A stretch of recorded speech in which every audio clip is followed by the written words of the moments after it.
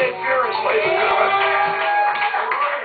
Now, as we continue Scorch's PFG-TV, this guy here, I've never met the girl he's with, but he emailed me this morning and says, hey, I got a casting director that wants to come on the show as well.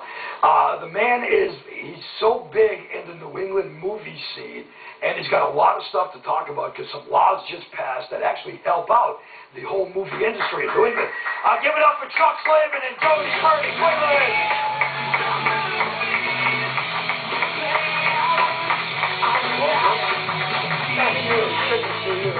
Always a pleasure, man. Chuck must feel very confident with his friends because I saw on Facebook today you posted a picture of you and I, and it didn't scare anybody away, so that's pretty cool. You know what I mean? So I would imagine that you're Jodi. I am. Because I already met you. Hold the mic up to your face because we told you our equipment's not the best. Okay. So now tell us, I'm going to talk to you in a second, but tell us what went on with the new the film laws. So when you were here last time, we were worried that there was going to be a cap of some sort, right? Yeah. Representative D'Amico, who's out of Seekonk in Massachusetts, he put forth some legislature that was it's called Bill 3854. Because basically what he wanted to do was roll back tax credits. Yeah. So they had a big meeting at the State House. We rallied about 500 people to the State House. We had a little protest outside. And then it ended up that shot 4 people and everybody's good. Yeah, we shot a couple people. We changed the laws just like that. It's funny. Bang, bang. And so basically what happened was then the committee that was the Revenue Committee, they voted unanimously. They voted the bill down. Oh, nice. So it was a great win for us. So now that means that there is no cap, and you still, I mean, so you can. Well, the cap is still, I believe the cap is still out there, but it doesn't look like where that bill failed. It looks like something where it's going to be very hard to push forward any kind of cap on film. Good for you. It's a big win. Big win. It's a big win for us. It is, and it's amazing how truly New England has become. We talked about this last time you were here. New England itself has become a movie mecca for real. I mean, considering that it's not, there's no palm trees, it's not hot as hell all the time. People still come out here and they make their movies. Oh yeah. It's a great place. I mean, we have it all. So, and I think that most people know that. I mean, you can go down the Cape and have a desert, and you can go to, you know, up to the mountains. I mean, we have everything. We have snow. Yep. So. And now, what are some of the bigger movies that you know that are in the works, or some of the bigger, anything that's coming out? Yeah, there's a lot of independents, and Jodi's here. She's talking about those. And there's a big film coming with Chris Evans that's coming to town. What's Your Number? And then there's a few in the works. So hopefully, as time goes on, more and more, now that the film credit is in a stable place, more and more films will come in, and we'll have more and more productions in town. Good for you. So now, Jodi is a casting director, and me and Nick, being media whores that we are, and Chuck Slavin, this is Jodi, she's the casting director. Here's me and Nick. Here's our resume. Here's everything we've done. Some stuff. So now, how'd you get into the casting directorship? Well, it all started right out of high school, actually, or during high school. My mother ran a children's theater that I now operate. Nick did that too, but it's a totally different thing. Yeah. That was in another country. So anyway, my mom was an actress, and she started doing extra work on films. And the next thing you know, the casting directors were asking her for children from the studio to do local films. And I took over that realm in the 80s, and I became a member of the American Federation of Television and Radio Artists. AFTRA. And then a member of the Screen Actors Guild. SAG. Just helping you guys out. Yep. And acronym man. And the next thing you know, all the casting directors were calling me. I was the go-to girl. Was that you? That was me. I was the internet before there was an internet. When they were looking for someone for a movie. I would love to see your keyboard. Nice. I don't even know what that's supposed to mean. That was good. Are you showing your mouse?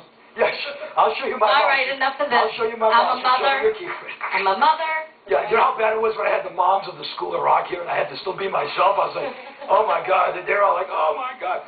Now, so you said you're actually casting for something soon, right? I am. I know it's against the rules to have your phone on, but I do have it on vibrate.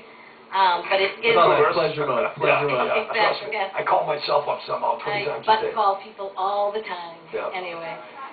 So, did you ever pocket call somebody without knowing it? All the time. Nick, did you ever do that? Apparently I've done that. So I'm going on to my email right now because today we just got a gig. My company is SouthShoreCasting.com. Yep. And we're located on the South Shore of Boston. Yep, and now you owe me $50 for that. There you go. Well, just, you know. Excellent. Chuck, you know that. Chuck knows that by now. That's how I do stuff. I didn't want to warn her. I figured I'd make you some money. It's all right. It's all right. Chuck's going to pay for it all, so Chuck's loaded, man. That's right. Plus, he's got money. There you go. So I spoke with a director-producer today, and she's a California girl who went to school with a California girl who is now lives in Sandown, New Hampshire.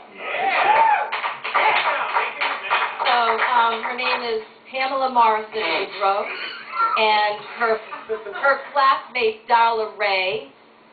They graduated in California High School in '76, and they are. They're old ladies then. Oh, stop it! They're hot. So anyway, so Beatrice Arthur when she was alive. Listen, go easy there. I told you I want to play a bad guy. Okay, I'm no spring chicken. Oh, you're hot. So, thank you. Okay, all right. So are these ladies, and they're so hot that they're making a movie called Seasons of Ground Zero, inspired by That's nice. Yeah. by It's really a great story. inspired by and based on Goudreau's stage production of the same name. The film will be produced utilizing local crew and talent, and it's going to be benefiting people with Ground Zero. But basically, it's about two young people who lose their parents, or three young people that lose their parents, and 9/11. And then this movie is more about how we all have that time when we hit Ground Zero, and how are you going to handle your life when you hit Ground Zero.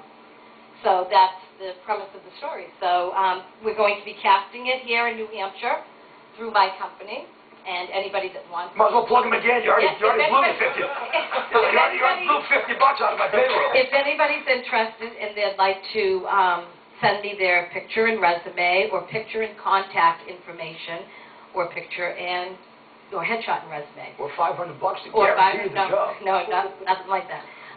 If you send along that information to Jodi with an I at SouthShoreCasting.com, the producers and the director and I will be looking through headshots, and then we'll have an audition in the week of June 24th, 23rd, 24th. Nice.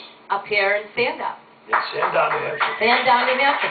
So that just happened today, and so then it just so happens that I end up on your TV show. Very nice. And I'm doing another show that I think a lot of your friends will like. Another movie. It's called Gun Day. Yeah. And this is from Sounds like New Hampshire. Yeah. And it's actually from a Maine filmmaker, Troy Milanowski. Yeah. And Troy's story is... the Maine Milanowskis, of course. Of course. Yeah. Troy's story is about a national holiday in which everybody has one day out of the year you can kill somebody. Oh, I love it. Oh, my God. I want that holiday to be enacted here in the United States. So it ends up that a documentary filmmaking team follows this town around, people in this town around, in this one particular family, and while they have gun day and run for their lives. So it's pretty interesting. So I'm casting that, and you can send your headshots and resumes to gundaycasting at gmail.com. Photos, yeah, the headshot is a photo, yes. Somebody blow their head off. There you go, here's my headshot. Here's my headshot, Jodi Purdy. Legal. My headshot off of Gun Day. So it's Chuck Slavin and Jodi Purdy. Thank you guys for coming on again. Thank you so much. All right. Thank you. And we'll have you back on again, because we'll have you back on when myself and Nick are actually in the movies. There you go. I live at Ground Zero, so I should already be in there. So hang tight for a couple of seconds. I want to tell you guys how to become a sponsor on a TV show. Basically, if you're a sponsor on the show, you're not an advertiser. We don't believe in saying that you're an advertiser. We like to think you're part of the family. We do these live endorsements, so I will not talk about and I will not put your product on if I do not believe in your product. So that way you'll know that if you're going to be a family member, and that's why we call them family members, you're going to get as much love as you can possibly get.